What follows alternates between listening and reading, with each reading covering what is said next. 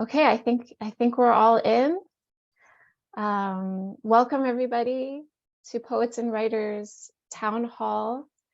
My name is Jamie Asaye FitzGerald, and I am the Director of Poets and Writers California office and our Readings and Workshops West grant program.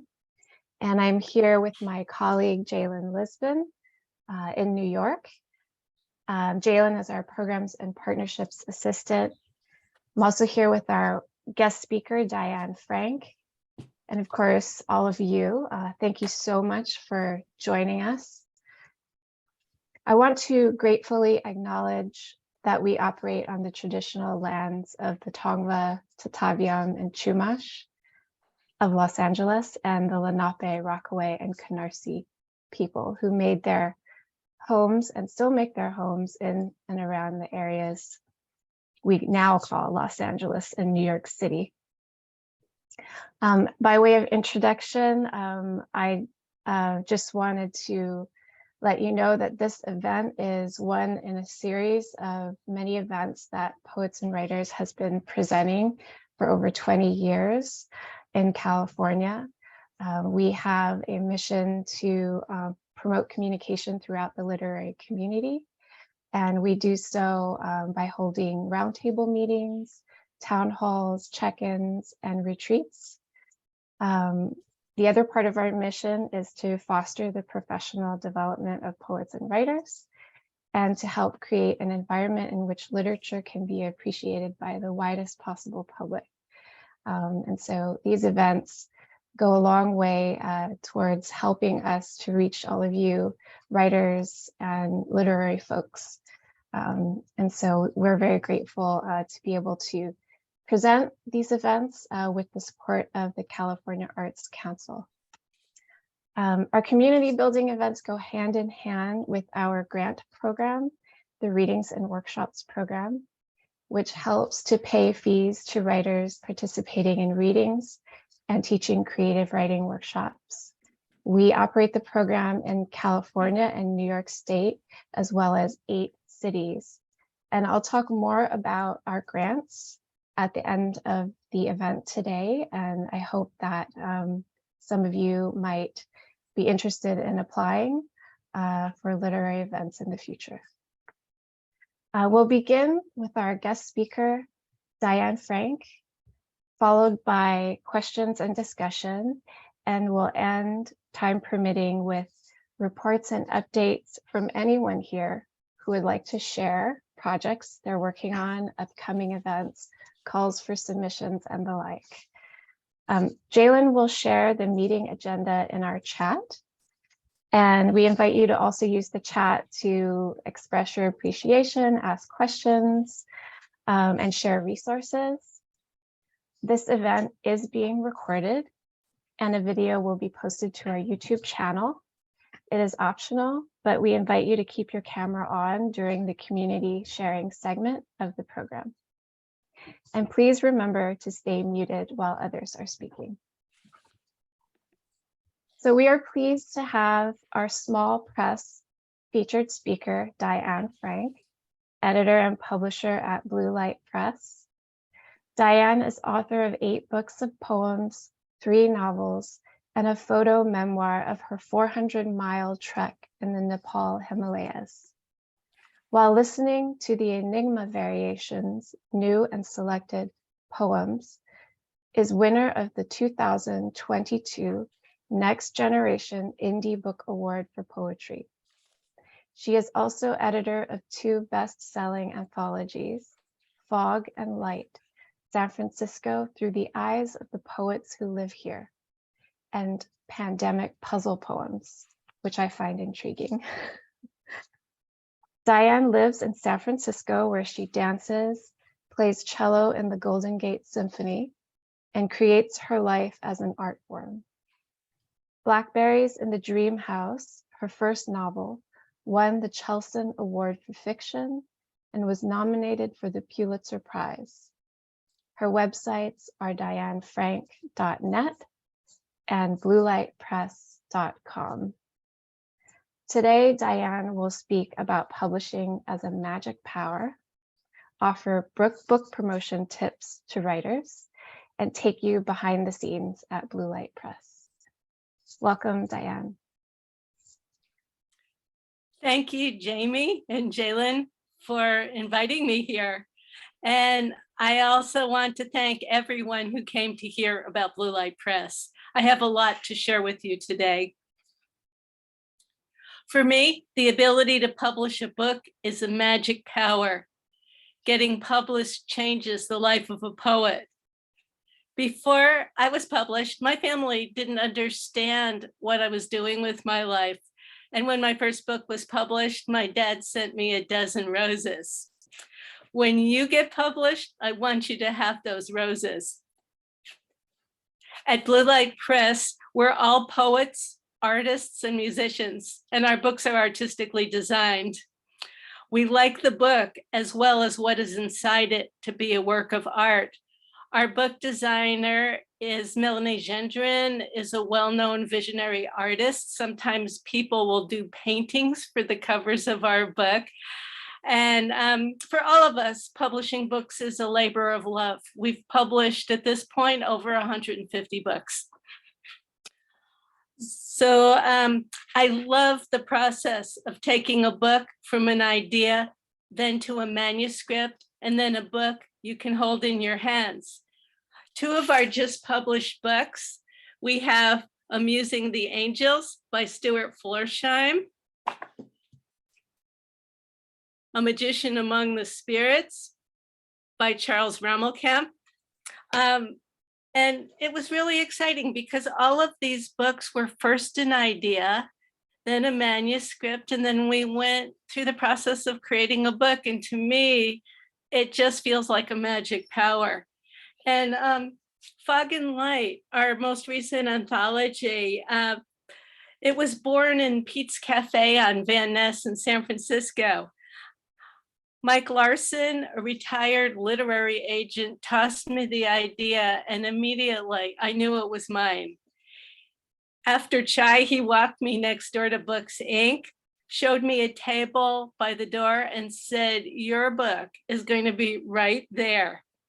And from this idea and a long process, Fog and Light became a #1 bestseller, and it was on the bestseller list for 20 weeks.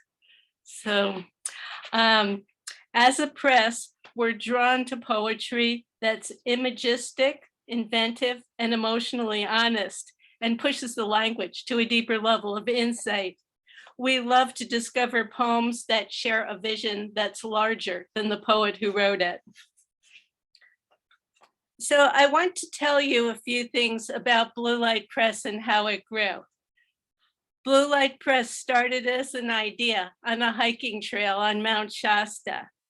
I brought the press with me when I moved to Iowa and then back to San Francisco in the early 2020s. We started out like a garage band in the early 1990s. We design a book, sell advanced copies for like mad for a month, and then go to press. One time we broke even an hour before we went to the printer. Another time we broke even an hour afterwards. And, you know, I started noticing that other small presses had contests and had money to publish their books a little more easily than it came to us. So we had a series of lucky breaks. The first one came when we placed a contest ad in Coda. That's what Poets and Writers was called back in the 90s. Yeah, right. To place the ad, we had to provide our guidelines and a few books we have published. Our lucky break, someone at Coda walked down the hall with our books to the offices of Writer's Digest and gave them to Judson Jerome, their poetry editor. In the next issue of Writer's Digest, he praised the quality of our books and quoted a few lines from Louise Nayer's first book of poems, ending the review saying, "But who can understand this?" So turns out Jerome disliked all poetry that was not in a traditional form. But those lines from Louise's poem, "From the Houses Are Covered in Sound," were so magical and so gorgeous that in less than a week, I started hearing from people all over the country and even other countries. So thank you, poets and writers. Our next lucky break came with our first book, Angel, a poet I truly love. I had my eye on her to publish when she told me her cancer had metastasized. The next morning, I called her and said, "We're going to press tomorrow." A month later, we published her book with one of her paintings as the cover art. She spent the last 8 months of her life as a published, well-received poet. She was surprised. It was one of our best-selling books that year. In her will, she left me a generous donation to develop the press over the next 5 years and publish many more books than we could from the contests. She wanted to give other poets the same experience she had with Blue Light Press. And then our third break was the publication of Fog and Light, San Francisco Through the Eyes of the Poets Who Live Here. We had great reviews in the States, England, and even Australia. I think there was one in Spain. We did group readings all around the country on Zoom. It was prime pandemic time, and even without live readings, we had 20 weeks on the bestseller list. Fog and Light was sold in almost every bookstore in San Francisco, as my friend Mike had predicted, and I was asked to speak as an author editor on KQED. Radio can do a lot for a book. It went right back up the bestseller list, and all of this spread the reach of the press. So now I'm going to talk about shameless promotion. You're all poets. You don't want your book to just sit there when you get published. The birth of the book, like the birth of a child, is the beginning of a long process. And a book does as well as the energy the author gives it. People love to buy books by authors they know. And to people that don't write books, being an author has an aura of celebrity. Of course, to be truly successful, a book has to go beyond the people you know. The publicist for my first novel used to call this the word of mouth army. When someone truly loves a book, they tell their friends about it. So here are some tips.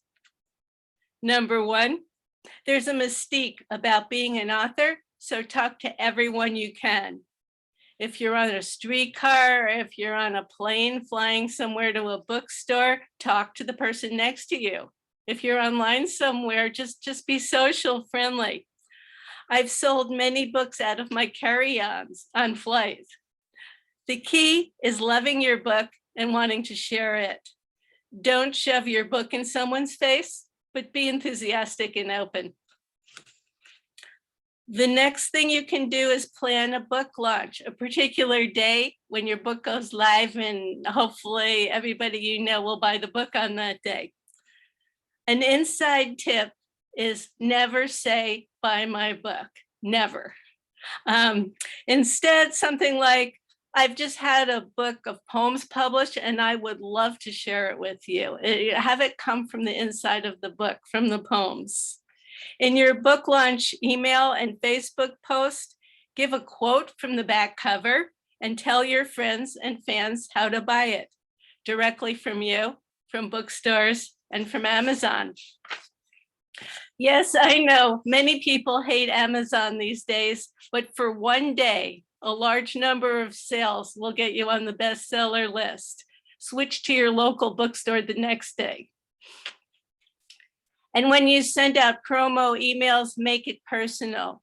"Hi, everyone" does not work as well as "Hi, Jamie, hi, Jalen, hi, Robin." You know, it's to you. And it's really a great way to catch up with people that you care about. I personalize every email. I send them one by one. It takes a few days, but it's really an enjoyable process. 3, post your new book on social media, Facebook, Twitter, or whatever you do, and post the book launch. keep in touch all day. If you're going up the bestseller list, keep posting and thanking everyone, and thank everyone regardless, because it's really a wonderful thing when what you have created from your heart and soul is something that someone else wants to read. Blue Light Press has had many bestsellers during the pandemic with the help of Zoom and social media.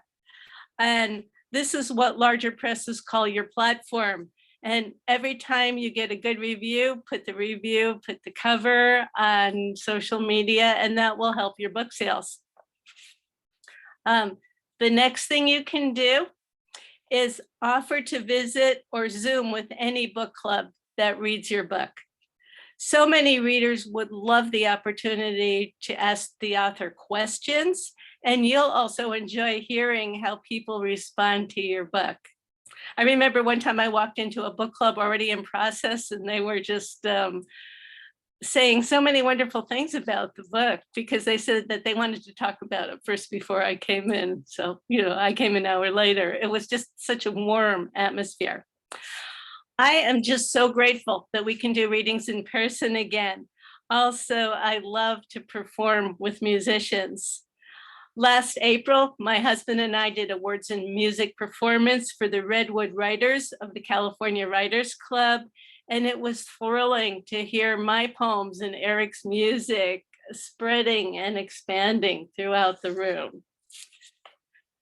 So next, read at open mics and get to know your community. I think that selling a book is very much about community.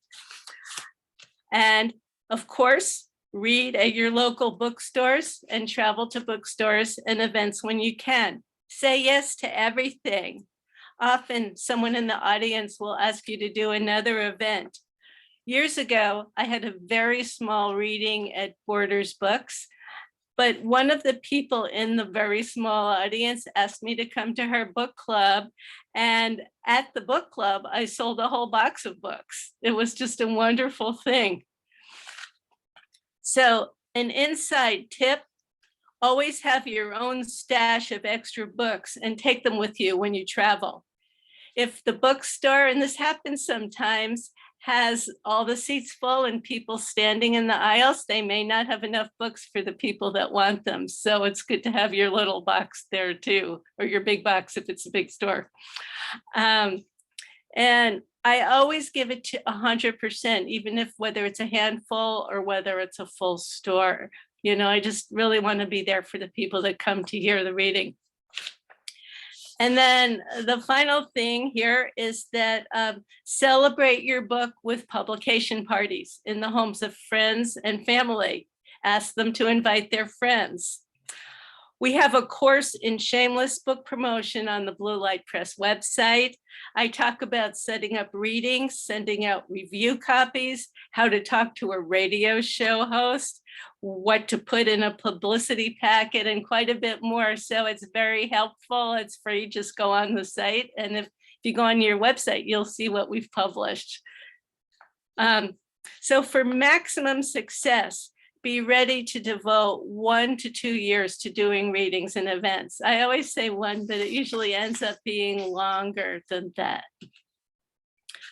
So now I'd like to take you behind the scenes at Blue Light Press and give you some inside information about how to impress us. Hopefully this information will help you with other presses too.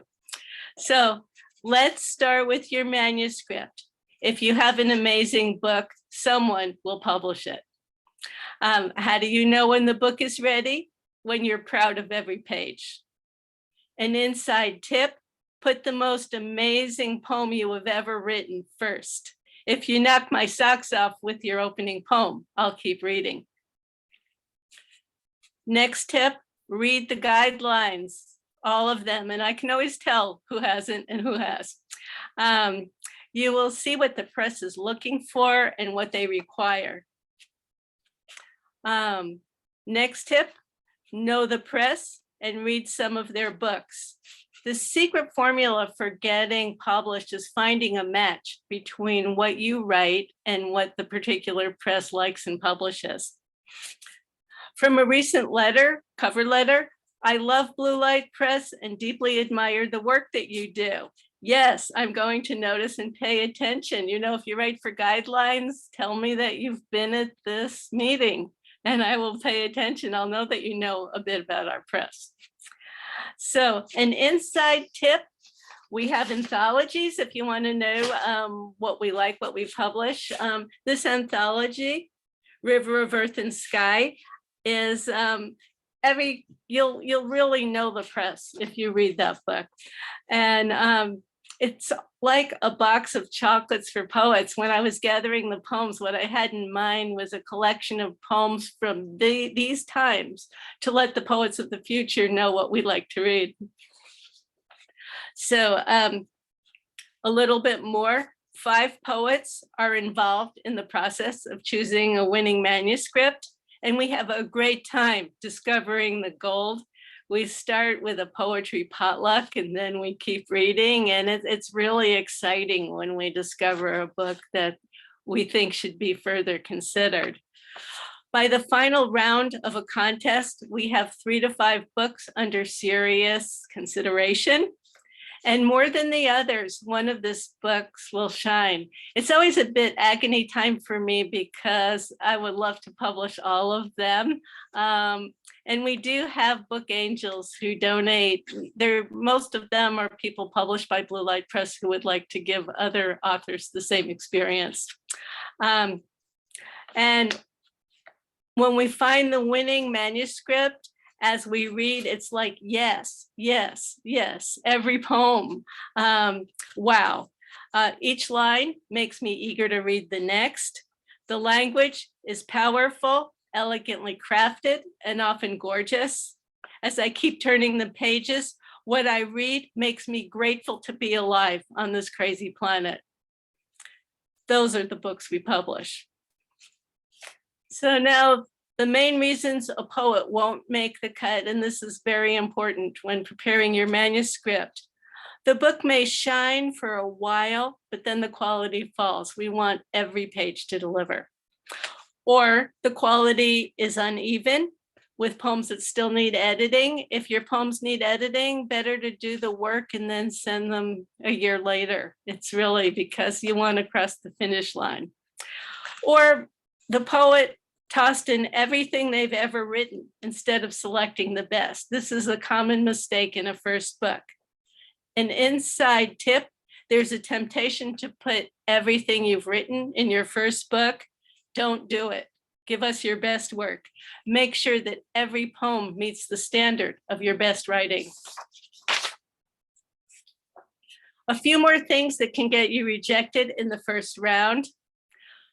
The writer is so self-absorbed that the poems don't relate to anyone else. You probably know poets like that. Don't be one of them. The language that doesn't please a poet who hasn't worked their language. Lots of medical details. No, I don't want to hear about your colonoscopy. Poems that are not healthy, full of drugs, darkness, cigarettes, and alcohol. We look for a positive vision about the world. We do publish poems calling for social justice, change, and peace. As an example, in the pandemic puzzle poems, we have a poet who lived across the alleyway from where George Floyd used to work. Believe me, I wanted to publish those poems. And Loretta Diane Walker, who experienced that type of injustice in her life. But in these poems, the poet is speaking as the conscience of the society. They're large poems. So an inside tip, we love inventive language, but we want the language to serve a meaning. So if you just do word experiments that don't really mean anything, go for a different press, because there are presses that publish word experiments. We like word experiments, but they just have to serve the deeper meaning. The key to writing a poem that is extraordinary is providing entrance to another dimension.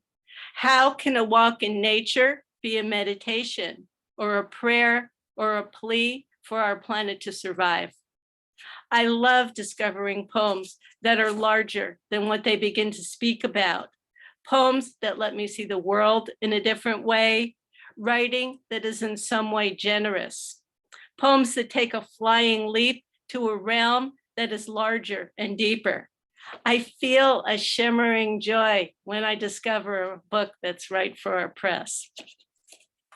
If you feel your poems might not be ready yet for publication, consider the Blue Light Press online poetry workshop. I can help you fine tune and take a flying leap to a deeper level of expression, whether we publish you or not. I just love working with poets. And so for guidelines, my email is bluelightpress@aol.com. And our website, bluelightpress.com. And I'm going to end with a quote by Tobias Wolff. There are books you want to write, and there are books you write because you're going to explode if you don't write them. When you're proud of every page, send that book to Blue Light Press. Thank you so much. And ask me questions. I'm here to be helpful to you. Yes, we'll open things up to questions. You can put your question in the chat, or you can use your reactions at the bottom of the screen to raise your hand, and we'll try to alternate between the chat and the hand raises. Any questions for Diane about publishing?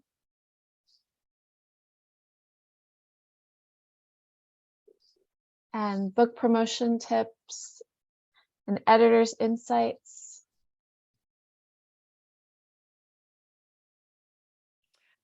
You can ask a question about anything book related or poetry related. Something I love to talk about. I have a question. What is a good amount of poems for a book? Is there a magic number or preferable? Good question. For a chapbook, anywhere between 10 and 28 poems will sometimes extend to 30 if there's a book that we're really interested in. And for a full-length book, 40 to 80 pages. For people that have, a huge amount of poems. I mean, one time someone wanted to send a book with 700 pages. We couldn't handle that. And I've rarely seen a book that can't be improved by taking something out of it. In my new and selected poems while listening to the Enigma variations, it's a longer book because it was a new and selected, but the cutting floor was 118 pages. Ooh. I had, it's as my 8th book, I had 7 books, and I was very demanding with myself. I wanted the poems to be meaningful. I wanted them in the selected to be poems that continued to speak to me through time. And I also allowed myself to make revisions if there were a few lines that didn't speak to me and I knew something better. Many of my poems, I speak about music, and as an example, I understand a lot more about music than I did when I was in my 20s. I've been studying it for years. Thank you.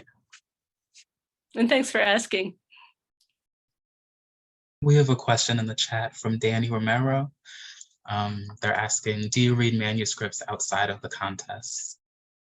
That is a good question. We only read manuscripts outside of the contest if we ask for it. Our contests are our way of discovering new poets. And a lot of people have issues about why should I pay a publishing, a contest fee? You should just read my book. I actually got an email this morning saying you should pay me to read the poems, not the other way around. I was kind of snarky and it made me laugh. But we use 100% of the reading fees and the contest fees to publish the winning book.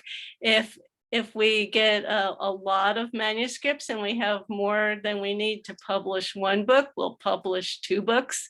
And, you know, I don't have a magic power to publish with no budget and thin air. And along with our book angels, our contests is how we get the money to publish the books. So, Yeah.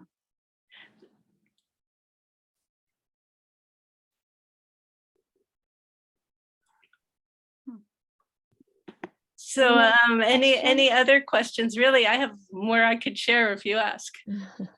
We have another question Okay. in the chat from Leslie Reed asking, along with thanks for a helpful presentation.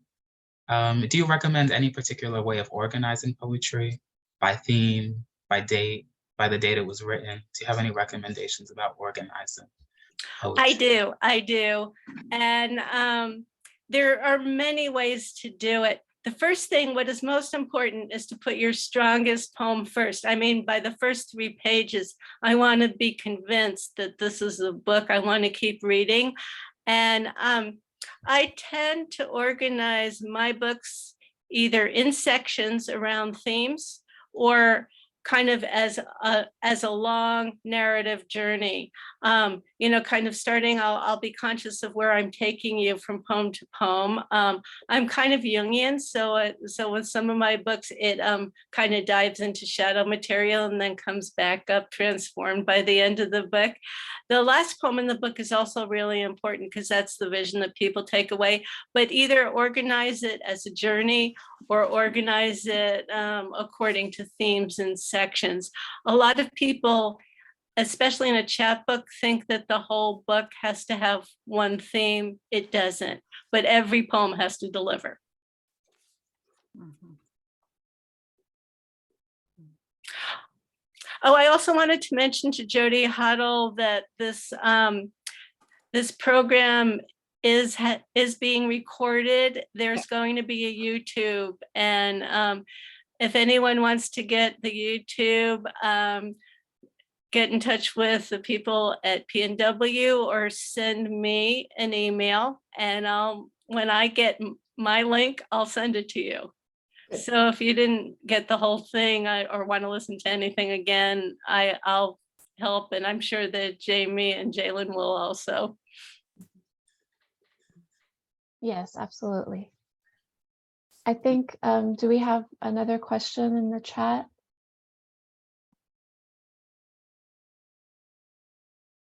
Mary White has a hand up. Hi, thanks. I'm Mary, and can you hear me? Because often when I've got Yes, the video, I can hear you. Great.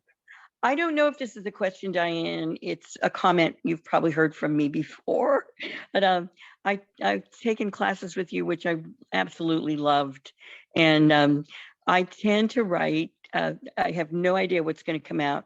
I just start writing, and frequently it looks like poetry, and I guess. Here's what I run into a lot. I share it with people because I want feedback. I know, and people will either say nothing or, oh, that's really good. And that's really good isn't really not what I'm looking for. I'm why, if you think it's good, why do you think it's good? I don't know how to get the feedback that I'm looking for. You know, and I'm in a meditation class that's using writing and meditation. And the same thing is happening. I like what I write a lot. And then sometimes I look at it 2 weeks later and I think, oh my God, that's horrible. So I'm very close to it. I'm not unusual that way. And I don't know if there's a question in there that you can There are answer. several questions Good, in there. thanks. First Okay. of all, if you want good feedback on your poem, get yourself into a poetry workshop. Okay. You know, your meditation workshop is not the best place. I mean, I'm sure it's got really good energy and everything, because those groups generally do, but you want to present your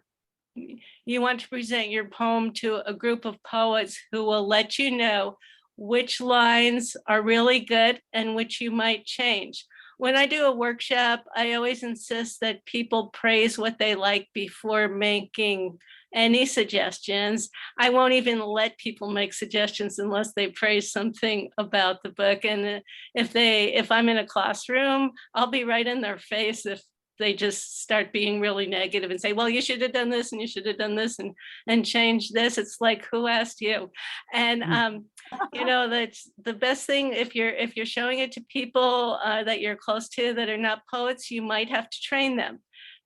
Let them know, okay, so this is what will be helpful for me. The first thing I want to know is which lines you like and what you like, which images you like, what you like about the poem as a whole. And then if you have any suggestions, show me where, let me know what you think would be better here, what I should work on, and I'm really open to that. Thank you. When I was both an undergraduate at Syracuse University and a graduate student at San Francisco State, people like took the machete to their classmates.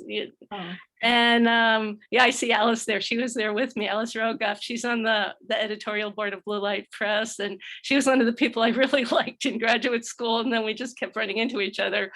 But I think that when people slash and burn your poem, first of all, it's not helpful, because when you write a poem, it's really close to the heart when you first write it. You're not, and a lot of people feel insecure. They need to know what works about the poem.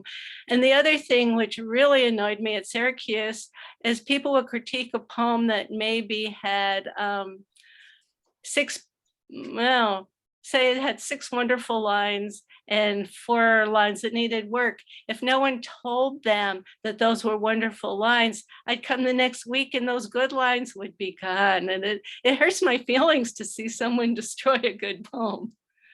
It's painful. Also, here's another thing for authors. Sometimes there's a tendency to go revision crazy before you publish a book. Don't do it. Because I've seen authors ruin their book right before publication.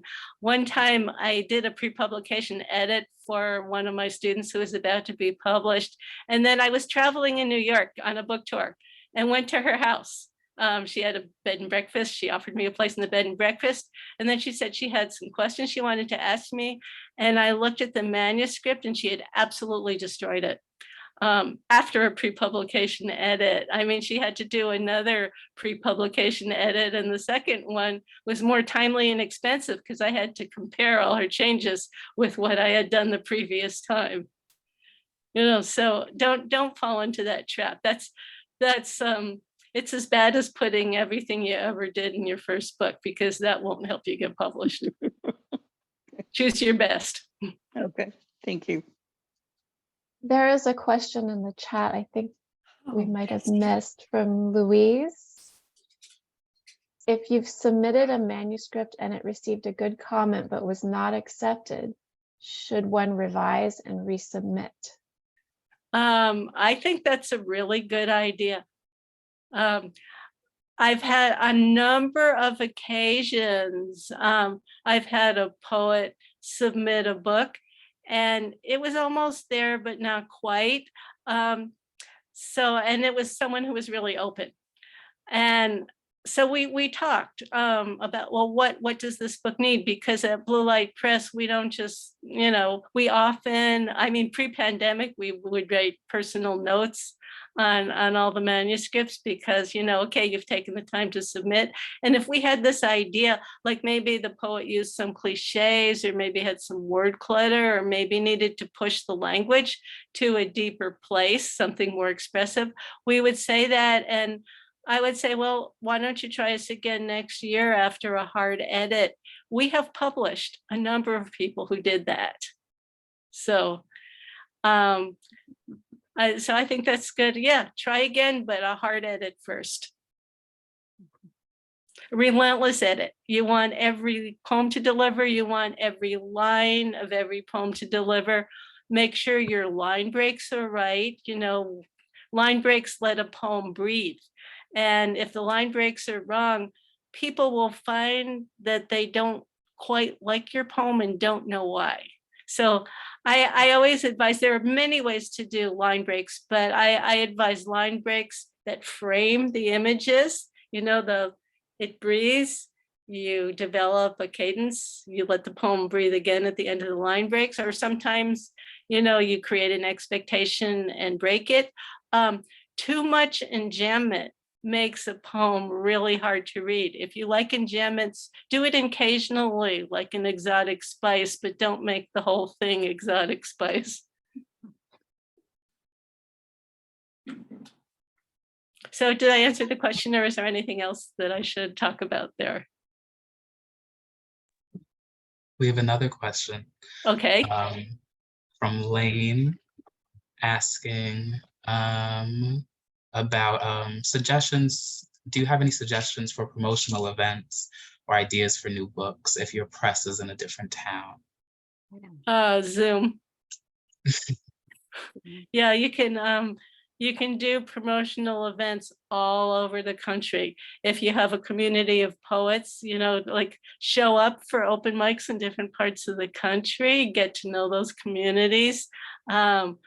If you're going to travel, call bookstores. Say I'm the author of whatever your book is, and I'm planning a trip to your city. Is there any chance I could read at your bookstore? That sort of thing. And if you're going to travel, like when I did my book tours in New York, I got in touch with George Wallace, Francine Witt, and Lynn Cohen while she was still alive, and let my friends in those areas set up book tour things. And you can also, universities, you can also read in people's living rooms. Those informal readings are sometimes really warm and really fun.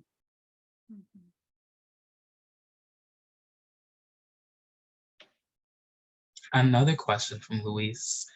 Are you currently teaching any classes? I am, although they're in process already.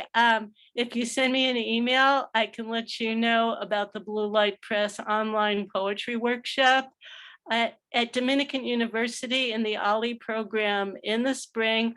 I'm going to teach a course called Write Your Life.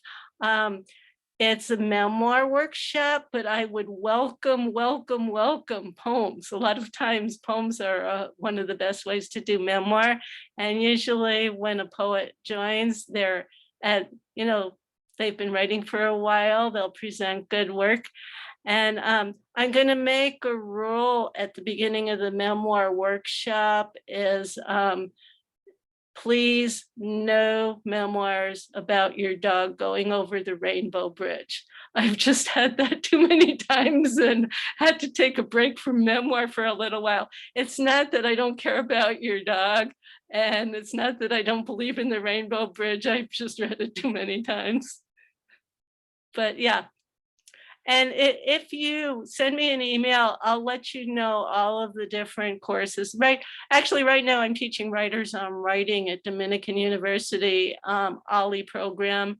There's only been one class. You could get into that if you wanted to join it, where I have writers come in, they present their book, there's a Q&A, and then each writer gives a seed idea or a prompt to do some free writing. Then we have an open mic at the end.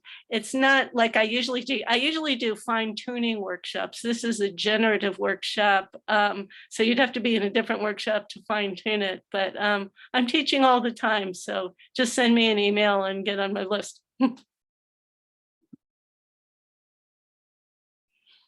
also very grateful to be able to make a living at something I love to do so much. Thank you so much, Diane. Were there any other questions? Last chance before we open things up even more. Susan just asked, when is the next Blue Light contest? We actually have 2 open right now. I'm glad you asked. Send an email to bluelightpress@aol.com. Let me know if you want guidelines for a full-length manuscript, a chapbook, or both. I extended, usually for full length, we read in the fall and end on February 1st, but because of this event, I've extended to February 28th to give people time to get their book ready and submit. Chapbook opens on February 1st, so everything's in process.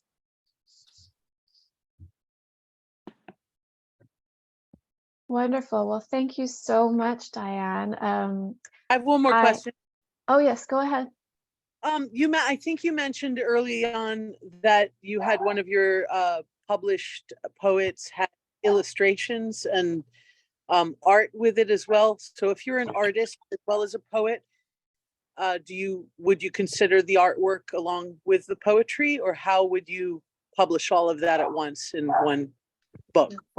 Okay. If you're an artist, you're welcome to paint or draw your cover. Inside the book, you can do line drawings, like rapidograph, pen and ink. We don't have the technology to do, an art book. And you might be better doing that on blurb.com because, if you don't find a publisher, because it's very expensive and you need a certain level of tech to do that.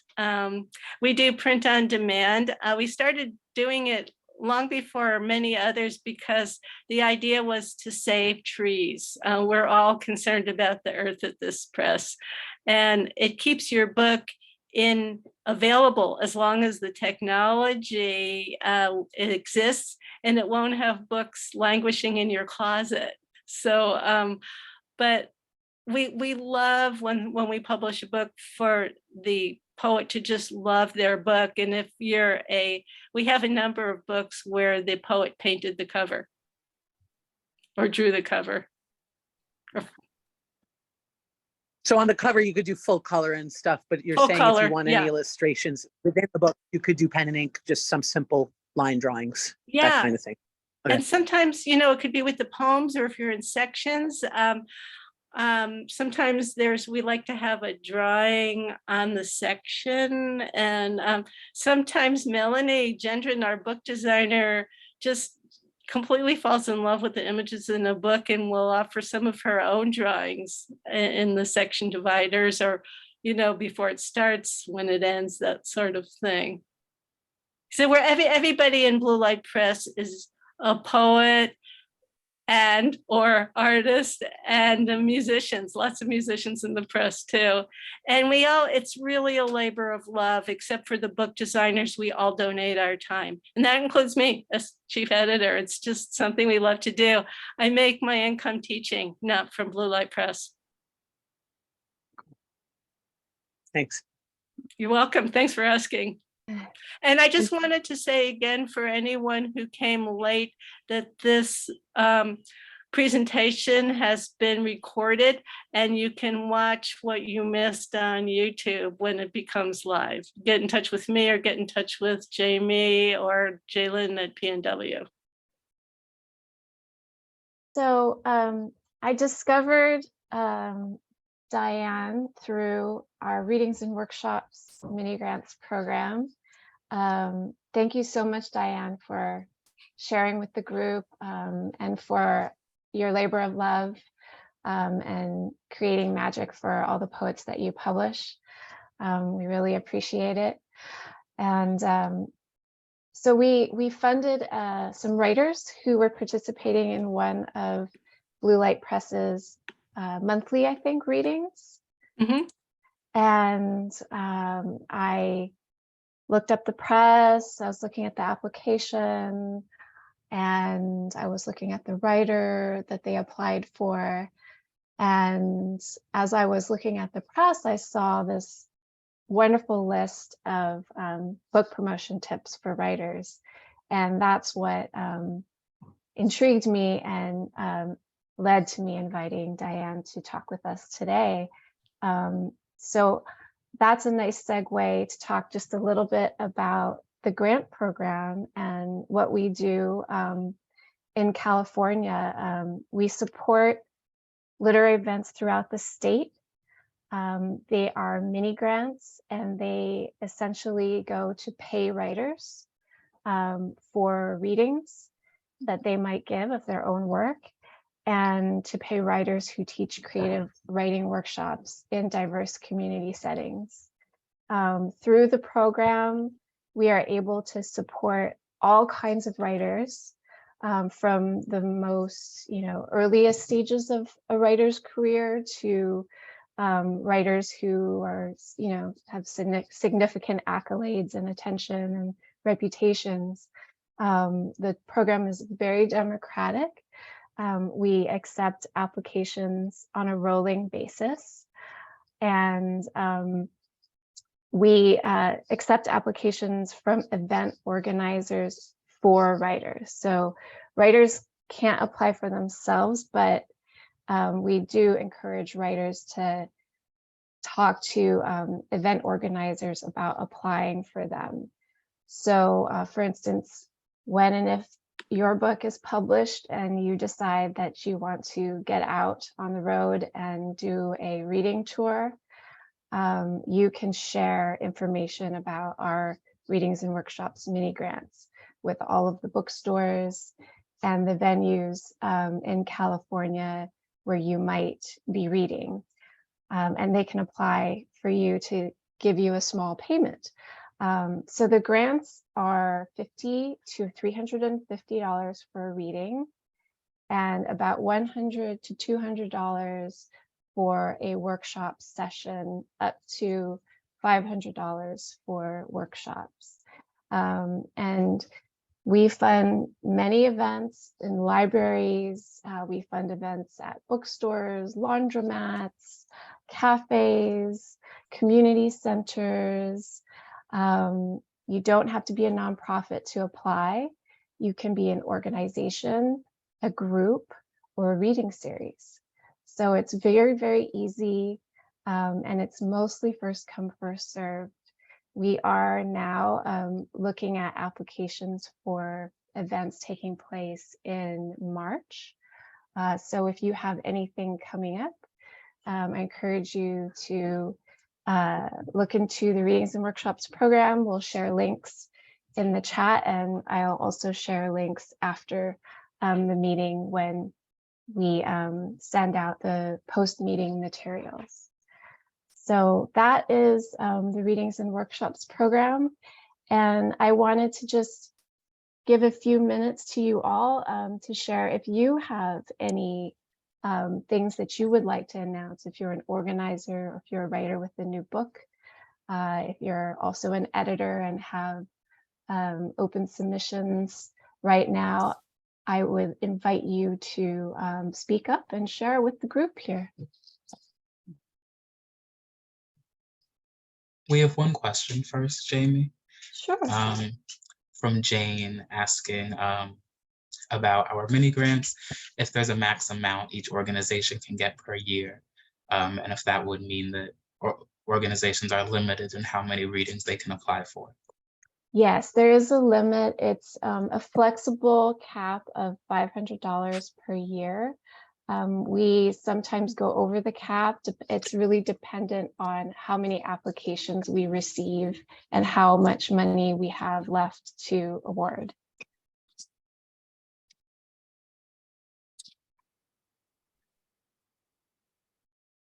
Thank you. That's the only question. So. Okay.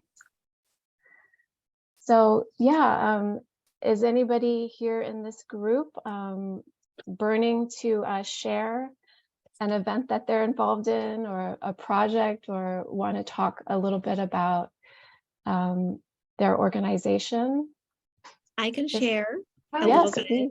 Hi, I have my name is Jane Mushnitz, and can you hear me? It's hard to work, yeah. Yes, somebody is not muted. If you could, everyone be sure you're muted. How about now?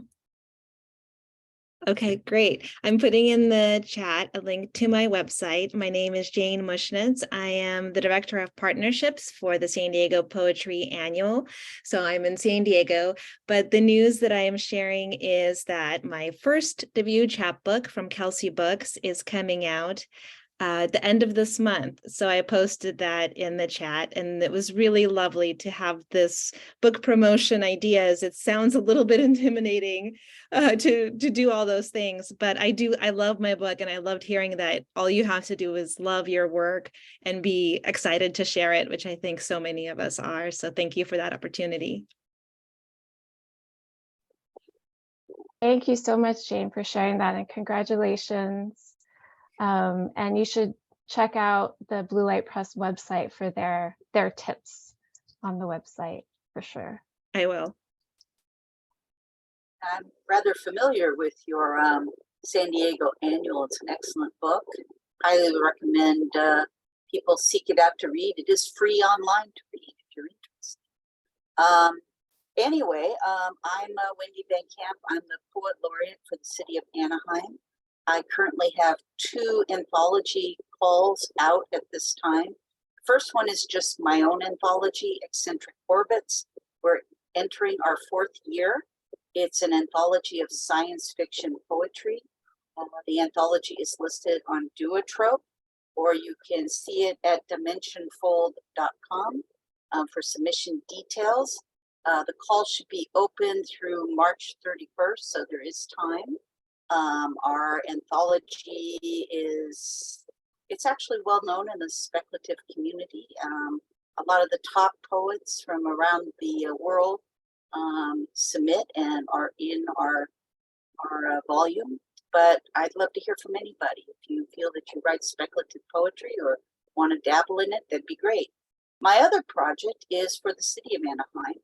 It's called Anaheim Poetry Review, and it is a community poetry anthology for the people of our city. It's completely nonprofit. I'm not allowed to make any money on it at all, as a matter of fact. What we're going to do is whoever submits, we're going to put it together. I am not going to be selling this volume anywhere. However, I am going to do one print run for the poets. If they want to order copies for their own use, they can buy it at cost, but they will get a free PDF. We have a party scheduled at the main library in Anaheim for the poets to come and read their work and meet and chat, have some nibbles, that kind of thing. Should be fun. It'll be in April for National Poetry Month. And finally, the book will be available for free on the website. And I will print out copies for all the branches in Anaheim. There are 8 of them. And the book will be available for people to read at the library and to check out and things like that. So you could actually, if you're a member of our community, you could go to the public library and point at a shelf and go, look, my poem is in that book. And I think for new poets especially, there's a lot of power in that. So anyway, the website for that is AnaheimPoetry.com. And I'll type up both of them into the chat after I'm done speaking. But I hope to hear from anyone connected with Anaheim. You don't need to be a resident. You pass through on your way to Disneyland. I want to hear from you. So I hope to hear. Oh, by the way, we did have the ending of Anaheim Poetry Review, the call ending at the end of this month. But I think I'm going to extend to the end of February. I think I still have enough time to put together the books in time for our April party if I extend a little longer. And I'd certainly like to hear from more people in the community. Anyway, thank you, everybody. Appreciate it. Thank you so much, Wendy. Thanks for sharing that call. Anybody else would like to share announcements or events coming up? Jerry Garcia has a hand raised, and after Jerry, we'll go to Dr. Jane Powell. Hi, I'm Jerry Garcia. I am the outgoing executive director of the VCP SoCal Poets. I have a wonderful reading coming up this Sunday, and it is online. I'll put the information in the chat after I finish blabbing here. It's going to have Harry Northup, Judith Pat, and the effervescent Florence Weinberger. And it's going to be a great show. It's at 3 o'clock. We're also going to be doing a memorial for the SoCal poet Doug Nod, who passed away last month, just before Christmas. And I think it's going to be a very warm reading for everybody. It'll be my last as director. I'm moving out of town and turning it over to Elizabeth Iannacci. And we're going to have a live reading in February at February 26th at Beyond Baroque. It'll be our first live reading. And the readers are going to be Laurel Ann Bogan, Michael C. Ford, Rick Lupert, E. Amato, Beth Ruscio, Robert Krutt, and Shaki Jackson. So like I say, it'll all be on our website that I'm gonna put in the chat. Thank you very much.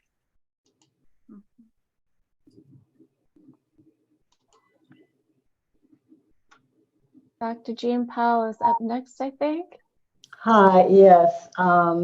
It's great to see Diane Frank again. I just took a class from her and it was so helpful. I am going to be one of the features with the San Francisco Writers Grotto presentation at Salesforce Park in San Francisco the middle of next month. They did a series for Salesforce last year and Salesforce enjoyed it and asked them to come back, and I'll be one of the people reading then. I've also been accepted into the online residency for Anaphora Arts in Los Angeles. I received a scholarship from them for my short story based on my short story about a Vietnam veteran returning home. So that'll be exciting to move from poetry, where I'm semi-comfortable, into short fiction, where I am not yet comfortable. I need to stretch myself. And I do have 4 books in print. I put the website in the chat. I'm also a film critic. That website is in the chat as well. Thank you. Thank you so much. Diane, I see your hand is up. I have one more invitation for everyone. I'll be reading on Saturday, 4 p.m. Pacific at Poets in Conversation. If you send me an email, bluelightpress@aol.com, I'll send you the link. They're going to be Mary Kay Rummel's reading, Phyllis Klein runs the series, and the 3 of us are going to be reading poems and then talking about them. Okay. Cool. Yes, I see Sky's hand up. Hi again. So I'm Sky Palkowitz, and I'm a multi-hyphenate, multimedia performance artist and an actor, director, educator, filmmaker. One of the things I've been doing for the last 3 years through pandemic is working with poets and storytellers to create media and online content and short films that showcase their poetry or their work. Another thing I'm in development of is teaching poetry workshops, the performance aspect. So what I'm offering is I teach completely on Zoom. I'm based in Los Angeles. I'm also on the board of directors of the Los Angeles Women's Theater Festival, and we have a big festival coming up in the end of March. You can check that out at lawtf.org. I'm on a phone. I can't put the stuff in the chat, but to reach me, if you're interested in taking your poetry to the next level, or if you're, a shy poet who hasn't, performed much and you want to learn more techniques of how to perform it clearer or better, you can reach me at www.delusionaldiva.com. I'm all over the internet, Sky Palkowitz, Delusional Diva, and I have a YouTube channel, Delusional Diva, that showcases a plethora of short films that are all poetry based. And we've been in film festivals around the world and stuff too. So if you're interested in, taking one of your poems and showcasing it and featuring it and being able to share it through the media, I'm the person to contact for that. And thanks again. This is very informational. Thanks so much. Hazel, I see Hazel Clayton hand. Okay, sorry, I was on mute. Hi, everybody. It's so wonderful being here and good to see you all. I just wanted to announce that I'm a member of a wonderful group of just collective artists and poets called the Pasadena Rose Poets. And we read throughout Southern California.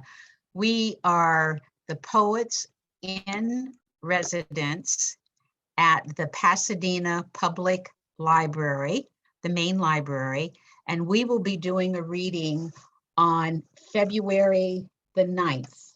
It will be on Zoom from 5 to 6:30 p.m. If you log into the Pasadena Library website, you can get the Zoom information on how to access.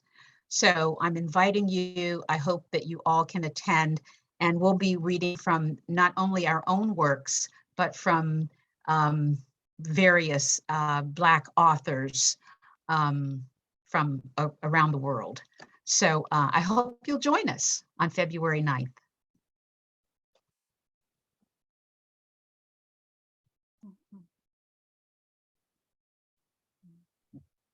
Thanks so much for sharing that, Hazel. You're welcome.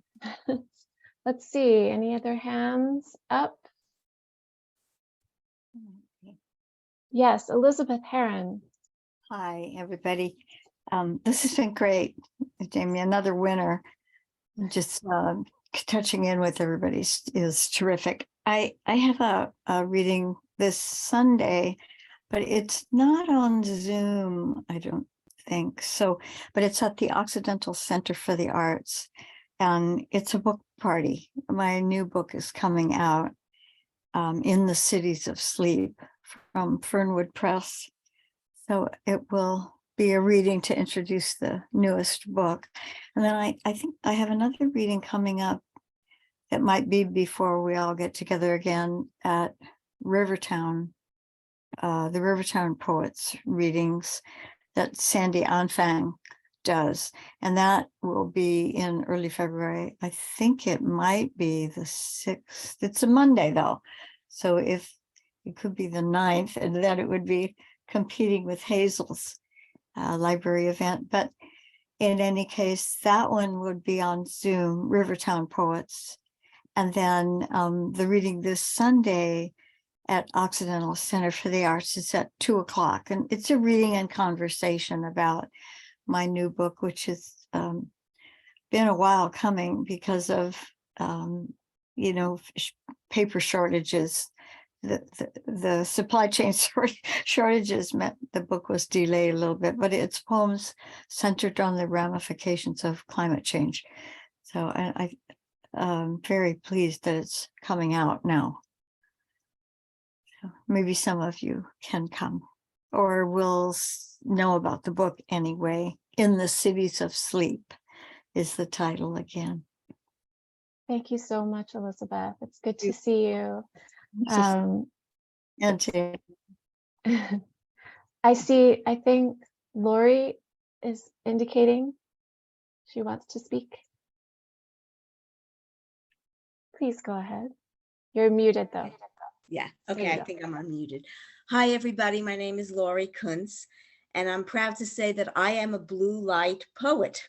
Many years ago, my chapbook was published by Blue Light Press, and I know Diane for many years, although we only met once in person, but we have always corresponded.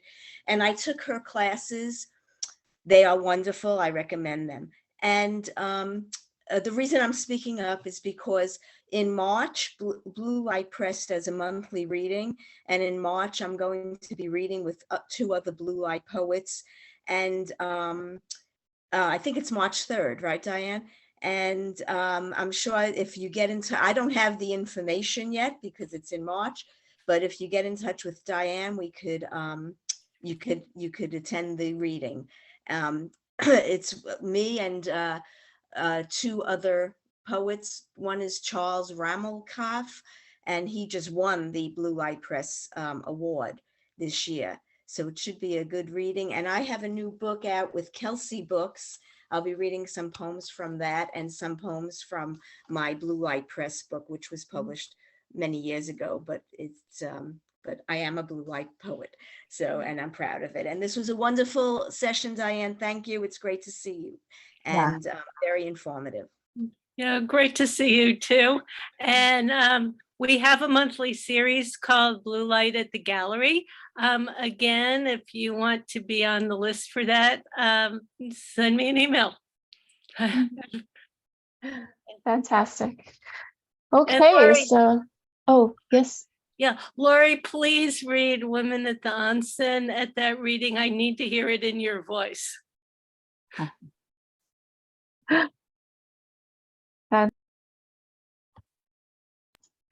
It's wonderful to hear from everyone the things that you are working on, the events you have planned. I'll just point out that folks here are from all over the state. And so I'm sure you're aware of it, but there's just so much happening, writers everywhere. The community extends far and wide. And we're just getting a little tiny snapshot of it here today. Oh, I see one more hand up. Leslie, go ahead. Hi, I'm Leslie Reed and I live in Berkeley, and I'm actually a graffiti poet. I hear the poems coming to me when I'm out walking in nature, and I write on a fence in Berkeley. And I've been reading my poetry at Freight and Salvage, and Freight and Salvage is known for music, and they have an open mic once a month. It's never a predictable week, but it's a Monday, and poets have been starting to go and read as well, and they're very welcoming and warm. And so anybody in Northern California who might want to go to Freight and Salvage in Berkeley, it's in downtown Berkeley. It's right off the BART, so if you're in San Francisco or if you're coming into town, it's not hard to get to. It's a good idea to check us out. Fantastic. Thank you for sharing that open mic info. So before we depart, I just wanted to point you in the direction of Poets and Writers website, pw.org. We have some wonderful resources for writers of poetry, fiction, and creative nonfiction, writers who are looking to get published. We have a database of literary magazines. You can search for magazines that have open reading periods currently. We also have a database of small presses where you can do research for where to send your manuscript. We have a directory of poets and writers. It's a great place to have a professional listing as a writer if you qualify with a certain number of publication points. And we also have a resource called Poets and Writers Groups. It's a place to find a writing group and to hold writing group sessions. There's a free sort of Zoom-like video chat feature within the groups on Poets and Writers that you can use to convene writing groups. So those are just some of the wonderful free resources we have on our website. And you can also find any information you need to know about our readings and workshops grants as well. We also have some new program offerings. We have a series of workshops called Mapping the Maze, which helps writers find their path toward publication. This is new for about the last year or so, and that is a wonderful opportunity for writers to really learn a lot about how to get published and more. So those are just some of the things I wanted to mention. If you are in the LA area, we are having an in-person literary roundtable meeting, something kind of like this, but actually in person, at the Altadena Main Library. And that is taking place on Tuesday next week from 4:30 to 6:30 p.m. and we will have the Altadena Poets Laureate Carla Samath and Peter J. Harris as our special guests. It should be a really lovely event. We'll be giving away free copies of the current issue of our magazine and just sharing lots. So thank you all very, very much for joining us today. Thank you, Diane, for your generous talk. I feel very inspired by all the things that you are doing.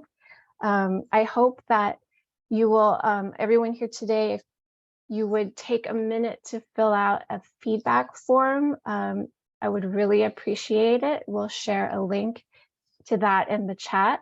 I will also be sending a roster of everyone who was here today out to you all. I'll send a copy of our chat, and I'll invite you to join our California Literary Listserv. So all that will be coming in the next week or two after our meeting today. So with that, I just want to thank you again. Hope I'll see you at the next town hall event, which will be announced in the next few weeks. Thank you so much for coming, and thank you, Diane. Thank you. And thank you, Jalen, for your help on Zoom. Everybody be well, keep writing. Thank you. Thanks so much, Jamie and Jalen. Bye-bye. Take care, everybody.